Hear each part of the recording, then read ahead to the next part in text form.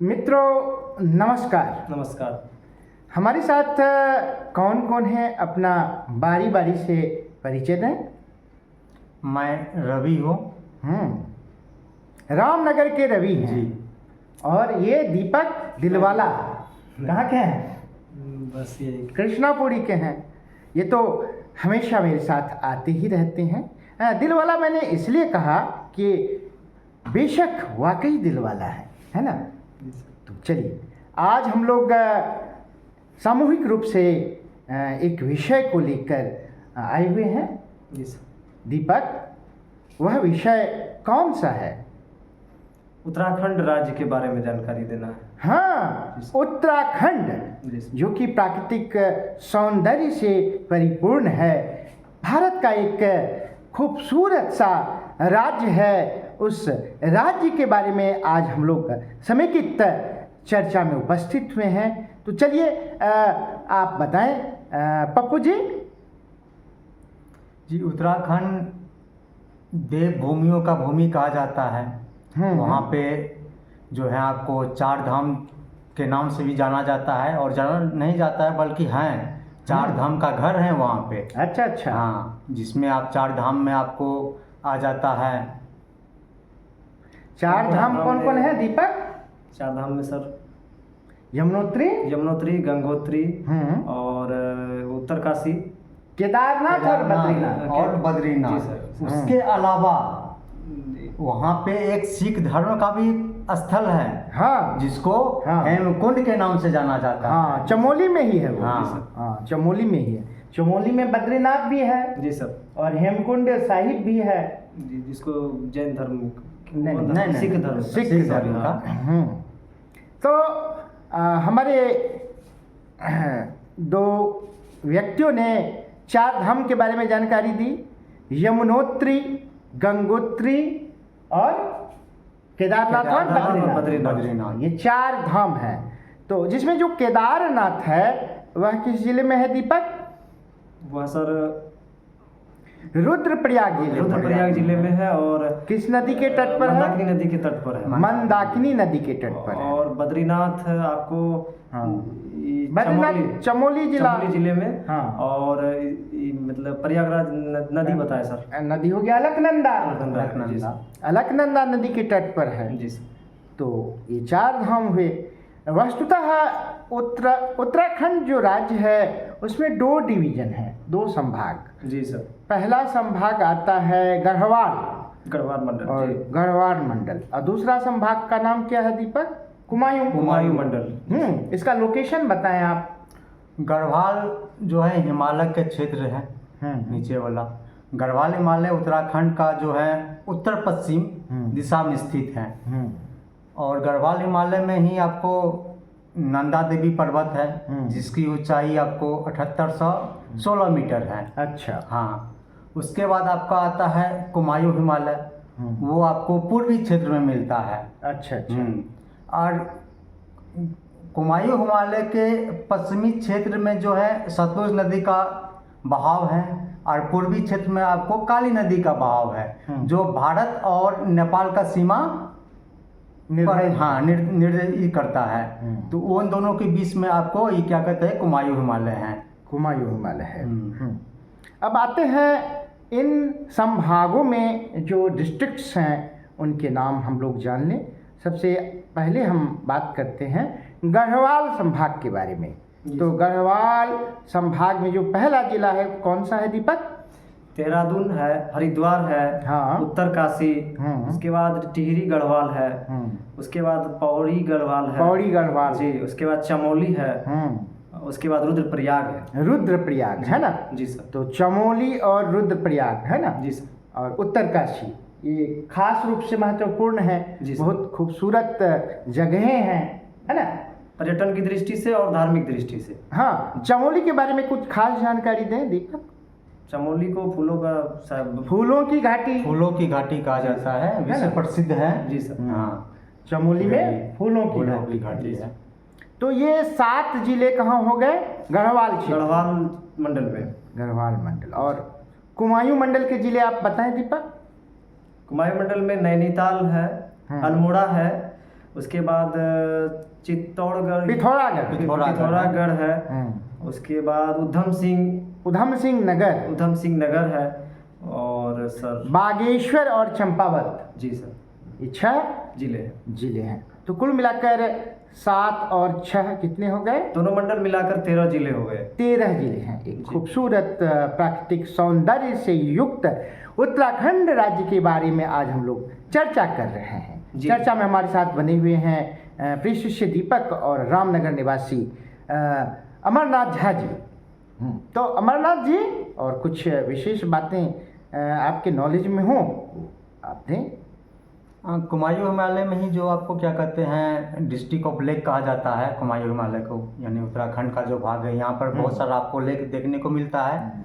First में आपको क्या कहते हैं नैनीताल आता है, समताल आता है, उसके बाद कौसानी आता है। कौसानी को ही महात्मा गांधी ने स्विट्जरलैंड का संज्ञा दिया गया था। भारत का स्विट्जरलैंड जो है कौसानी को ही कहा गया था महात्मा गांधी जी के द्वारा। अच्छा, हाँ दीपक जी सर, आप उत्तरकाशी के बारे में कुछ बताएं।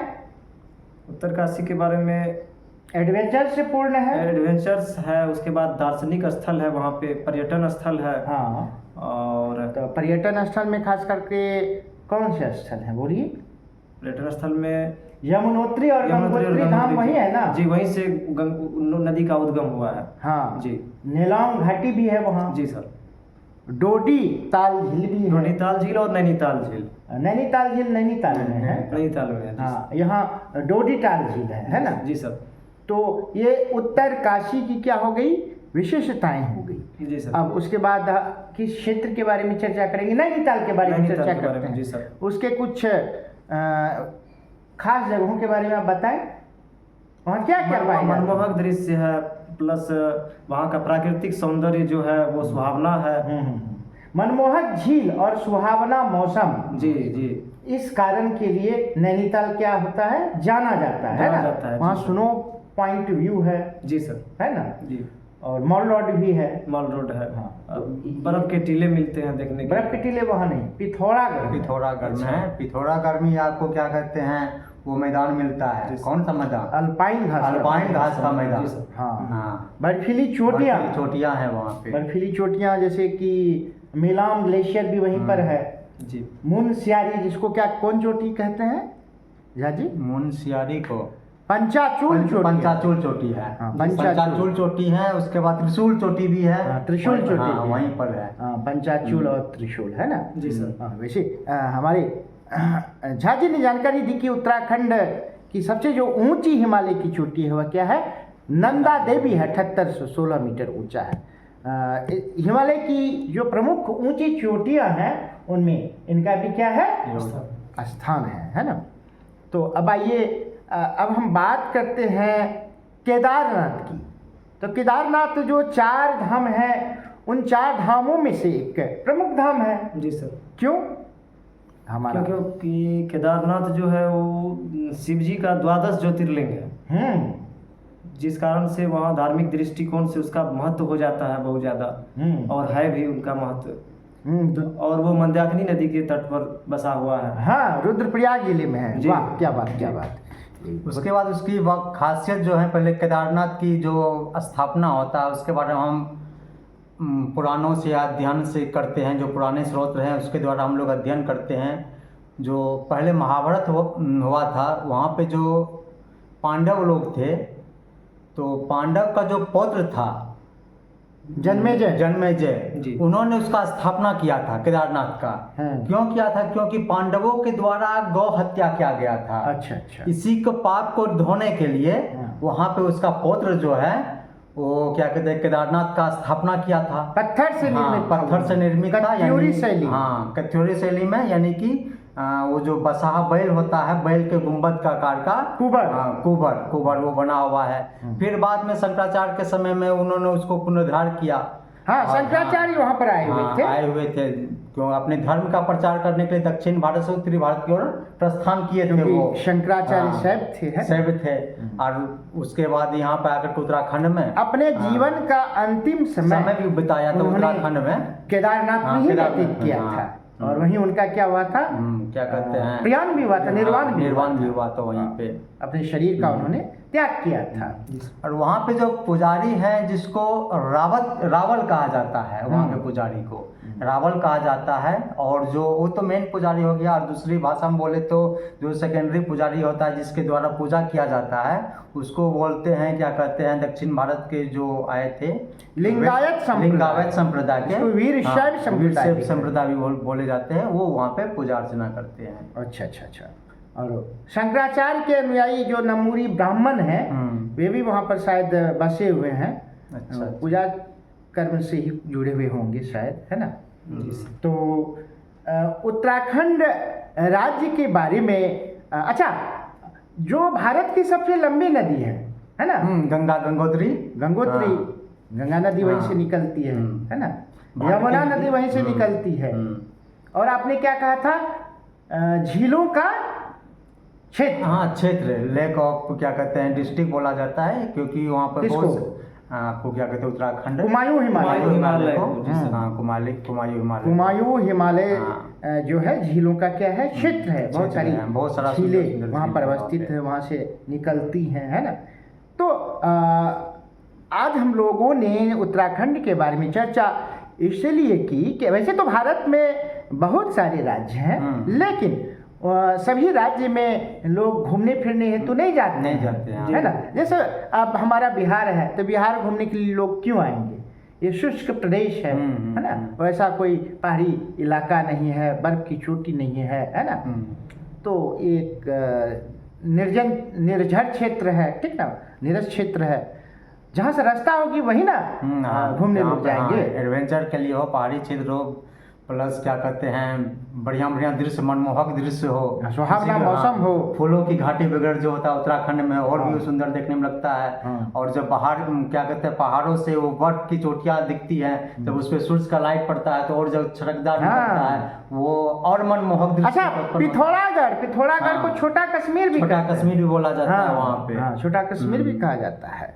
तो बहुत सारी चीजें ऐसी हैं जिनको देखने मात्र से तन मन क्या हो जाता है, फ्रेश हो जाता है।